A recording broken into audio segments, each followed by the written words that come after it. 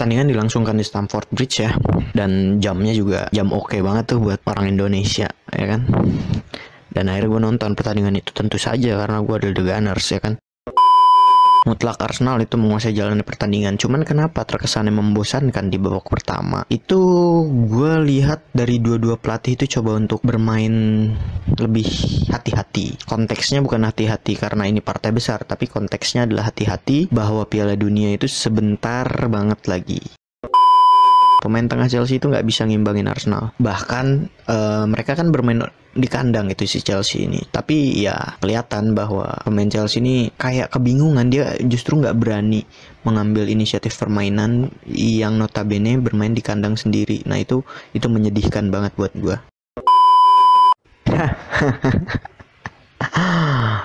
Balik lagi dengan saya, si bukan pundit highlight.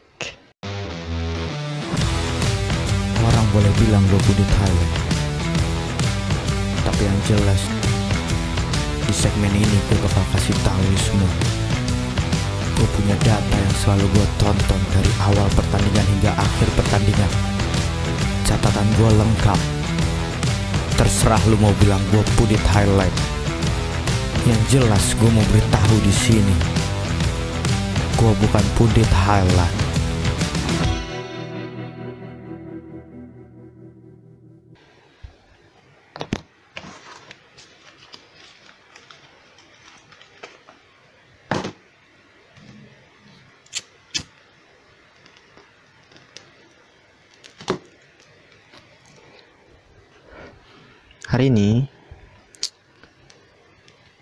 Hari ini betul, walaupun terlambat, nggak fresh banget, tapi gue bener-bener nonton pertandingan antara Chelsea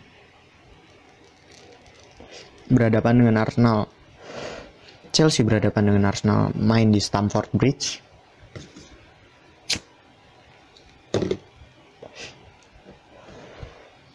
Sabar ya, minum ale-ale dulu.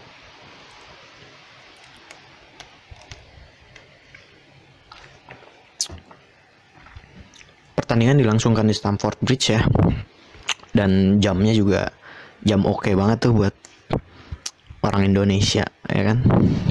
Dan akhirnya gue nonton pertandingan itu, tentu saja karena gue adalah The Gunners, ya kan.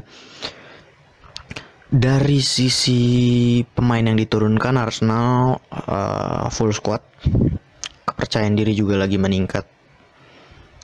Dan dari sisi Chelsea-nya pincang. Mereka nggak punya Chilwell, nggak punya Reece James. Di belakang juga nggak ada Fofana, dan ya banyak pemain, bahkan Kepa pun tidak main. Banyak pemain yang tidak bisa bermain di pertandingan kali itu untuk Chelsea itu. Nah, jalannya pertandingan selama 90 menit menurut gue nggak ada hal yang patut diingat atau bisa terekam di memori banget bahwa Chelsea itu menguasai jalannya pertandingan. Tidak ada. Bagi gue mutlak Arsenal itu menguasai jalannya pertandingan. Cuman kenapa terkesannya membosankan di babak pertama? Itu gue lihat dari dua-dua pelatih itu coba untuk bermain lebih hati-hati. Konteksnya bukan hati-hati karena ini partai besar, tapi konteksnya adalah hati-hati bahwa Piala Dunia itu sebentar banget lagi. Dan itu juga yang coba dilihat oleh Chelsea juga Arsenal di pertandingan kemarin gitu. Nah, cuman yang jadi menarik adalah gimana Chelsea itu kalah banget, lini tengahnya benar-benar kalah telak dibandingkan dengan Arsenal. Pemain tengah Chelsea itu nggak bisa ngimbangin Arsenal. Bahkan mereka kan bermain di kandang itu si Chelsea ini. Tapi ya kelihatan bahwa pemain Chelsea ini kayak kebingungan. Dia justru nggak berani mengambil inisiatif permainan yang notabene bermain di kandang sendiri. Nah itu menyedihkan banget buat gue.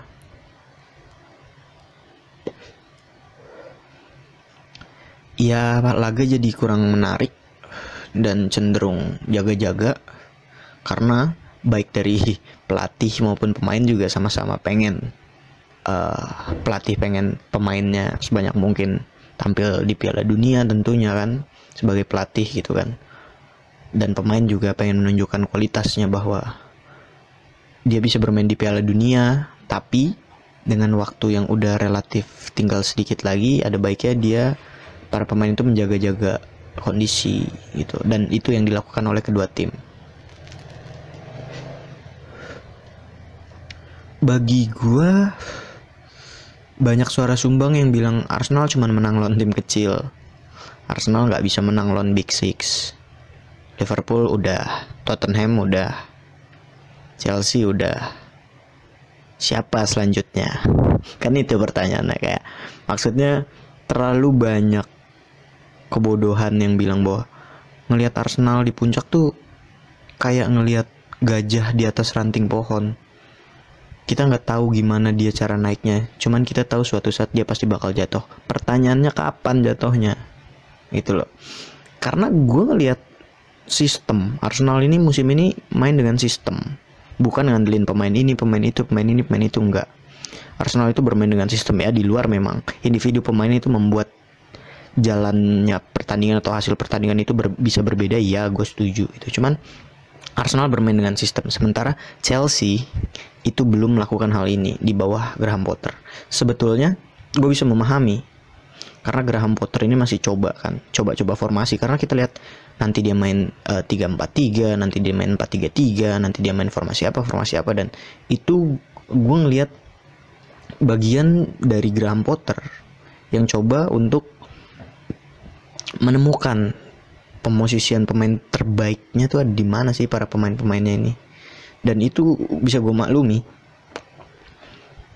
Ya jadi toh bagi gue Graham Potter ini pelatih bagus gitu. Dia bukan pelatih kaleng-kaleng dan memang butuh proses bagi gue ya, karena materi pemain yang datang yang diterima Graham Potter pun kan materi pemain bawaan sebelumnya, materi pemain dari Thomas Tuchel gitu. Gimana Tuchel ngebuang semua strikernya terus malah beli Aubameyang yang adalah pemain yang udah afkiran dari Arsenal. Itu menurut gue salah satu indikasi kebodohan kenapa akhirnya Chelsea itu musim ini ya begitu-gitu aja gitu, karena mereka kayak udah hopeless, mereka tuh udah kebingungan.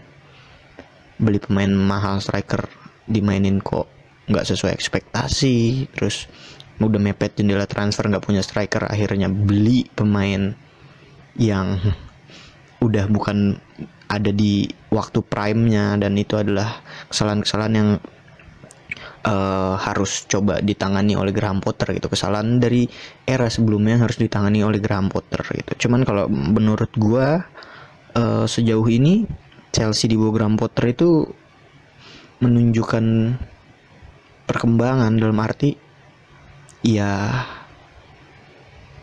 mereka kalah di laga-laga atau di permainan yang memang melawan tim itu secara sistem itu bisa mengimbangi dari Graham Potter gitu. Bukan kalah lawan tim konyol, tim antah berantah, itu enggak. Chelsea itu udah mulai bisa menunjukkan bahwa sistemnya udah kebayang, cuman belum berjalan dengan begitu jelas. Beda dengan Arsenal yang memang solid banget gua rasa, dan yang patut diberikan kredit setinggi langit itu adalah kepada lini pertahanan Arsenal, terutamanya William Saliba. William Saliba ini gila ya, dia benar-benar pemain itu menunjukkan kapasitasnya gitu, profesional banget, nggak sakit hati, udah dipinjemin ke sana ke sini gitu. Dia coba buat berkembang, dan buktinya musim ini emang permainannya itu gila banget. Gue yakin semua orang setuju gitu dengan reading the game-nya, intercept-nya, momentum dia dalam marking pemain, momentum dia dalam melakukan duel langsung, duel cepat gitu, dan hal-hal itu, poin-poin itu yang akhirnya membuat lini pertahanan Arsenal tuh ngerasa nyaman. Build up, transisi dari belakang ke depan, dari bertahan ke menyerang, dari diserang menuju menyerang, itu juga sempurna banget diperagain Arsenal. Dan ya kita tinggal tunggu aja hal-hal apa lagi yang bakal datang kepada Arsenal gitu. Cuman gue optimis pertandingan kemarin itu menunjukkan bahwa Arsenal itu udah mulai konsisten gitu. Arsenal itu udah mulai menunjukkan sistem dalam bermain dan tidak mengandalkan 1-2 orang aja gitu. Dan ini sinyal bagus juga gitu. Walaupun gue tetap nggak yakin Arsenal bisa juara karena batu sandungan ke depannya pasti ada, dan City kemarin hampir kalah, hampir seri, cuman sayangnya Haaland cetak gol, cuman ya udah, it's okay. Arsenal tetap di puncak klasemen dan Chelsea tetap harus perlu berbenah karena mereka harus melakukan pembiasaan baru. Mungkin segitu aja dari gua. Sampai jumpa di Saya Bukan Pundit highlight berikutnya. Orang boleh bilang gue pundit highlight, tapi yang jelas di segmen ini gue bakal kasih tahu lu semua. Gue punya data yang selalu gue tonton dari awal pertandingan hingga akhir pertandingan. Catatan gue lengkap. Terserah lu mau bilang gue pundit highlight. Yang jelas gue mau beritahu di sini, gue bukan pundit highlight.